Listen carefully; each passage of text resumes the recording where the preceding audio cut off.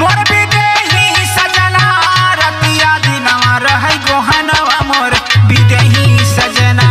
रतिया दिनवा रहै गोहनवा मोर बिदेही सजना रतिया दिनवा रहै गोहनवा मोर बिदेही सजना रूप रंग से न्यारा रही के हर घट गहा समाई बबुआ हर घट रहा समाई हर घट रहा समाए बबुआ हर घट रहा समाए हर घट रहा समाए बबुआ हर घट रहा समाए लिखनी में लिख सके न लेखक लाखों कलम चलाई समझे समझे केहू के ना बेगना मोर बिदेही सजना समझ के हो ना बेगनवा मोर बिदेही सजना समझ के हो के ना बेगनवा मोर बिदेही सजना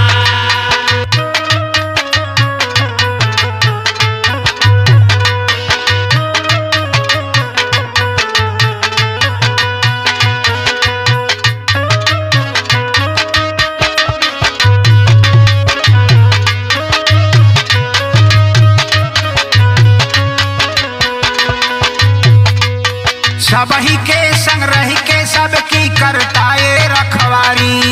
करताए रखवाले भैया करताए रखवाले करताए रखवाले भैया करताए रखवाले सबही के संग रही के करता सबकी ये रखवारी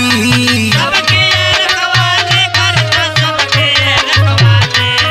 सबके रखवाले करता सबके रखवाले अपने मरे न जन्म कबहू